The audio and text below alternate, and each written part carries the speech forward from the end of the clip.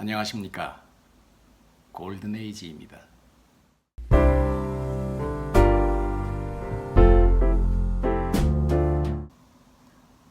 근면 광복절은 여느 때와 달리 좀 비감한 심정으로 맞이했습니다. 사회와 관련된 연구를 하는 저로서는 요즘 일본의 태도를 보면서 저들은 아직도 우리를 식민 통치하던 때 그때 시선에서 전혀 변함이 없는 것이 아닌가 싶은 생각이 들기 때문입니다. 무엇보다도 가슴이 답답하고 부끄러운 것은 해방된 지 70여 년이 지난 오늘날에도 우리 생활 곳곳에 아직도 스며있는 저들의 그림자를 우리 것으로 여기고 살아가는 우리 자신의 모습이 그렇습니다. 생각해 보십시다.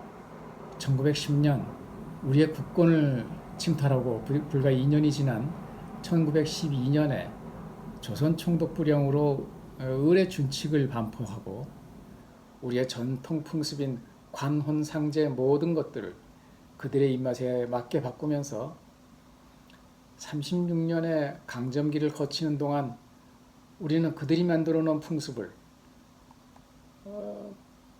마치 우리 것인 양 착각하고 그대로 물려받지 않으면 안 되는 것처럼 아직도 우리 주변 곳곳에 자리 잡고 생활화되어 있다는 것에 부끄럽지 않을 수가 없습니다. 다른 것보다도 유독 장례 문화에서 심한 일본화가 지속되어 왔는데요. 일제가 우리 고유 문화를 통제하고 장례가 너무 번거롭고 형식만 차리고 까다롭다는 핑계로 간소화해서 저들의 전쟁 자금, 소위 애국 헌금을 독려하기 위한 속셈으로 간소화를 시작했지만 어느 정도냐 하면 순사들을 초상집에 파견하면서까지 감독했다는 것이 기록에 남아 있습니다. 이렇게 우리 민족을 감시하고 억압 통치하기 위해서 제도한 것들이 지금까지도 우리 장례 문화에 영향을 끼치고 있다는 점입니다. 사람들이 모이는 장례식을 독립투사들이 소통하는 장소로 활용되지 않도록, 그러니까 불온 사상이 널리 퍼지는 장소가 되지 않도록 하기 위해서 여러 차례에 걸쳐서 새로운 장례 절차를 개정하고 그 실행을 강요했는데요.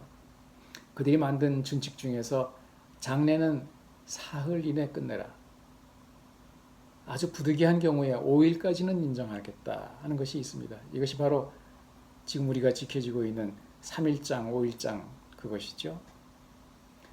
이걸 우리가 꼭 지켜야 하는 우리의 고유 풍습으로 잘못 알고 있는 것입니다. 이 외에도 사무제 같은 것들을 단축하고 곡소리를 낸다거나 상여소리를 내서는 안 된다는 등 우리의 그 전통 문화를 통제하는 조항을 만들어서 실천하도록 강요했습니다.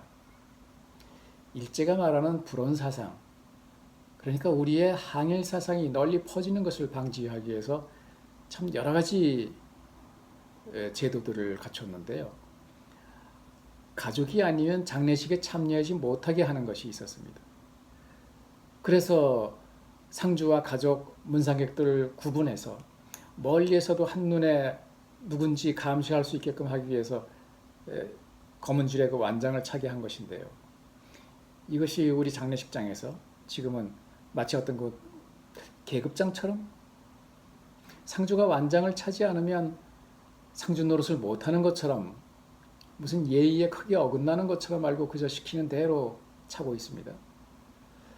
상주의 표시 그 완장과 리본은 일제 군사 문화와 장례 문화, 장례 업체의 그 수익에 같이 결합이 돼서 만든 것으로 이건 없어져야 할 것인데도 불구하고 오히려 한수를 더 떠서 최근에 상주라고 쓴 신상품 리본이, 가슴에 다는 리본이 새롭게 또 유행처럼 번지고 있습니다.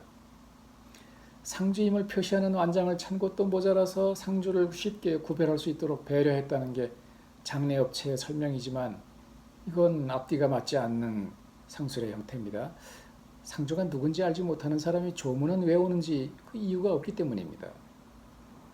또 현재 일본에서 유행하고 있는 고가의 그 생화재단을 꾸미는 그런 풍습이 또 우리나라에 들어오기 시작해서 명품 장례를 표방하고 그런 것들이 장례 비용을 자꾸 부추기는 데 일조를 하고 있습니다. 일제 통치 수단으로 강권해서 자리 잡은 잘못된 우리 장례 문화 풍습이 이게 독립된 지 70년이 넘도록 청산하지 못하고 있는 것은 이거 부끄러운 일이 아닌가요? 일제 잔재가 얼마나 교묘하게 스며들었으면 우리 것이라고 당연하게 여기면서 살았을까요? 일제 강점기에 조선 총독부에 의해서 반강제적으로 보급되고 우리의 전통으로 둔갑한 삼배 수의를 생각하면 기가 막힐 노릇입니다. 우리의 전통 수의는 고인이 평소에 입던 옷 중에서 가장 아끼는 옷, 가장 좋아하는 옷이었습니다. 남자는 관복이나 그 긴 한복, 학창의라고 그러죠. 학창의를 입었고 여자는 홀레복 같은 것들을 수의로 입었습니다. 서민들은 무명이나 명주 등등 그러니까 평상복을 입는 것이 우리의 풍습입니다. 이것이 수백 년 전의 무덤 속에서도 고스란히 증명이 되는데도 불구하고 장례업자들에 의해서 우리의 풍습으로 고착화돼서 삼배수의를 입지 않으면 안 되는 것처럼 그렇게 되었습니다. 수천만 원대 이르는 고급 삼배수의뿐만 아니라 지금은 황금수의까지 생겨났으니 코미디도 이런 코미디가 없습니다. 조선 총독부가 반포한 의례 준칙과 묘지, 화장, 단속 규칙 등등의 그 규정과 궤를 같이 해서 만들어진 가정 의례 준칙이 그 영향이 장례식장을 제도화하는 과정에서 적극적으로 들여온 그 일본의 장례식장 모습을 만나가지고 아주 외색이 완연한 그것이 우리의 장례문화 현주소입니다. 우리의 장례 절차마다 우리 일상생활의 곳곳에 녹여져 있는 그 일제 잔재를 이제는 좀 청산해야 되지 않을까요? 그동안 우리가 써왔던 일본식 용어 망자라든가 망인이라든가 이런 것들을 고인으로 바로잡고 부음을 부고로 조의금을 부의금으로 하고 영안실을 안치실로 바꾸고 또 납골당 이것을 봉안당으로 바꾸는 등 여러 가지 노력을 하고 있습니다만 장례식에서 바뀌지 못하고 있는 것들은 아마도 그 업계의 수입과 연계되어 있기 때문에 그런 것이 아닌가 싶습니다. 그래서 장례 문화의 그 일제 그 잔재 청산은 장례업자가 할 수 있는 일이 아닙니다. 그래서 오늘 이 시간에 여러분에게 우선 이 두 가지만이라도 실행하기를 제안합니다. 첫째, 상주 완장과 리본 같은 거 착용하지 마십시다. 그리고 둘째, 삼배 수의 입지 않기 운동 펼치는 것입니다. 이 두 가지만이라도 우선 시작하기를 제안합니다. 광복 74주년입니다. 아직도 그 일제의 그 치욕의 흔적을 지우지 못하고 있는 우리에게 그 당면한 문제는 이런 일제 잔재를 지우고 변화하는 시대에 맞는 좀 바람직한 장례 문화를 생각하는 우리 모두가 좀 되었으면 좋겠습니다. 문화라고 하는 것은 현대를 살아가는 이들이 합리적으로 수정해가면서 다수에게 받아들여지는 것이라고 볼 때 핵가족 시대를 살아가는 우리에게 알맞게 수정해가는 어떤 사회적인 합의가 필요한 부분으로서 학계는 물론 우리 사회 모두의 그 각자의 역할이 아주 절실하게 필요한 때입니다. 독립된 나라의 주인으로서 우리 문화를 바꿔나가십시다.